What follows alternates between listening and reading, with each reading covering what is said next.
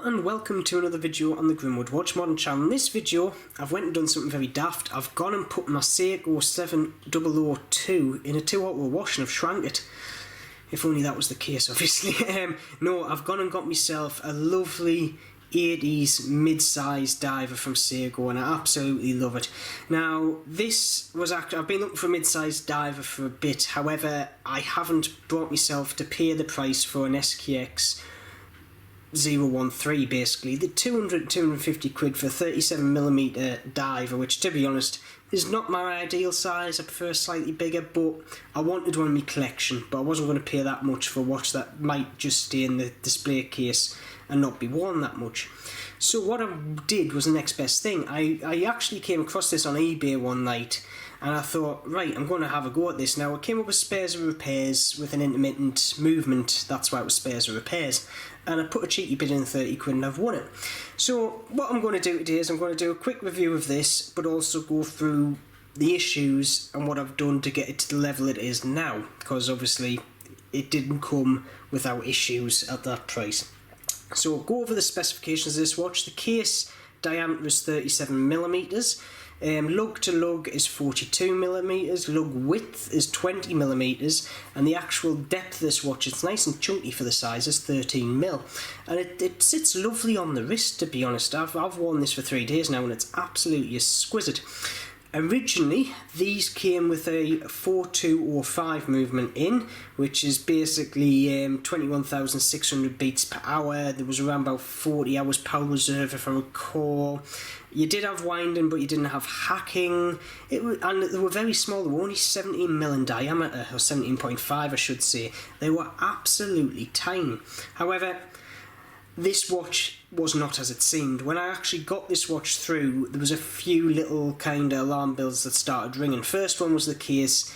It had been over polished. Now, to be honest, there's no big dings or scratches in the case. However, whoever's polished it has gone over the lovely machining marks on the top of the lugs and basically polished out that lovely satin look they normally have and basically given it basically a polished finish, as you can see. Shame, but for 30 quid I wasn't going to complain. The next one was the dial. Now the dial is blatantly aftermarket with that lume. As you can see, it's very, very green. However, unlike a lot of aftermarket dials, this has got very good lume. And I'm going to show you a quick lume shot now there. It is very, very nice. And it matches the hands quite well. And the reason why I point that out is the hands, I think, are one of the only original parts to this watch, in all honesty. They've got a lovely patina on them. As you can see, the milky kind of slightly brownish lume on them. You can see even patina on the metal parts, the chrome of the hands there, and I absolutely love that, along with the chapter ring, which yet again I think is original, and the crystal. We then come to obviously the bezel insert. The bezel works absolutely fine, bi-directional bezel, so it goes both ways, but the insert, it looks new, to be honest, and the only shame is somebody's gone at the pip with either a knife or a blooming screwdriver to try and get it out. The only thing I can think of is it's been on somebody's shelf, it's been broken, they thought, well, I've lost a pip out of another watch, I'm going to try and get it out of this one, and they've done a very bad job at it and basically given up. So I'm going to have to at some point get another bezel insert for this watch, even though, to be honest, it looks in quite good nick. It's just that pip is going to do, well, it's going to drive me crazy. We then come to the biggest issue, which was the movement. Now I'm going to put a video up here of when I actually opened the watch up and found, to my, not horror, because I was expecting something to surprise me of this build, the movement was not a 4205, it was actually a 4217, so it didn't actually belong to this watch whatsoever. Same size movement, same specifications basically, but it was a different series of movement. And that left us in a dilemma.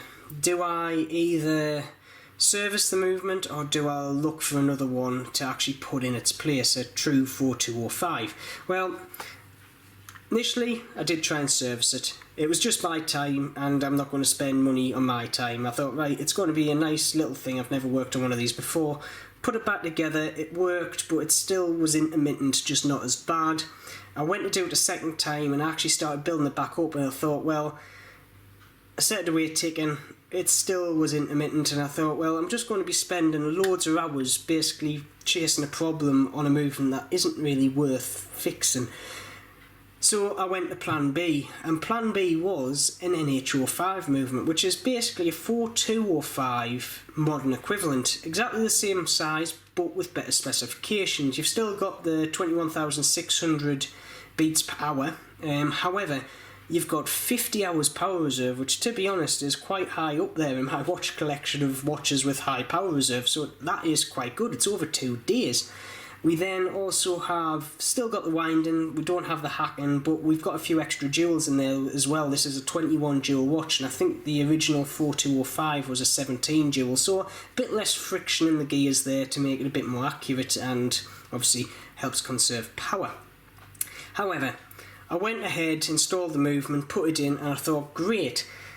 I then got the dreaded stuttering second hand, which is famous for these type of movements with an indirect driven second hand, which basically means the second hand is not directly driven, hence the name, by the gears in the movement. They basically just, they don't mesh 100%. They just basically leech off them to give you some idea of the seconds. And on the downward stroke it would stop, it would then jump again to catch up with the movement, stop, jump again. On the upward one though it was fine because we had a bit of resistance with that lovely meatball second hand.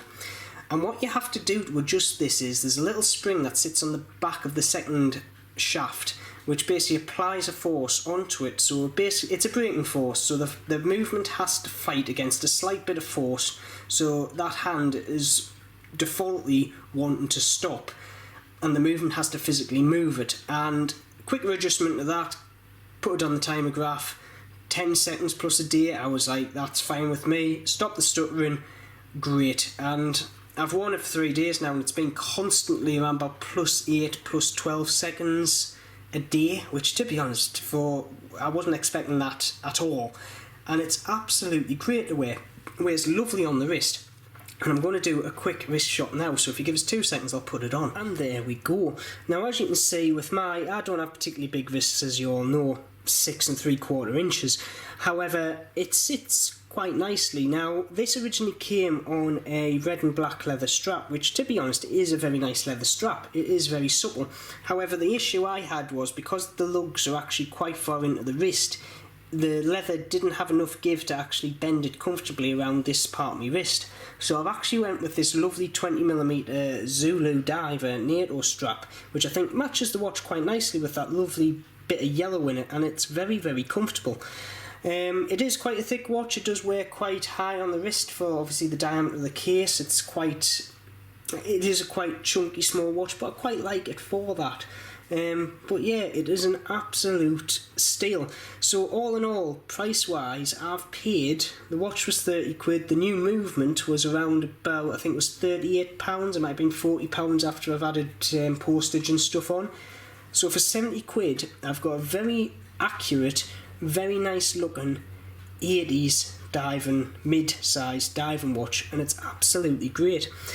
The only issue is now I've found out Seiko did a smaller one. They did a 33mm ladies, a true ladies diver as they called it, which basically you could get one with the same movement in, the 4205 with this 4 o'clock crown case, but they also did a 3 o'clock crown case with the 2205 movement, which was slightly more refined, 28,000 beats per hour as well I think.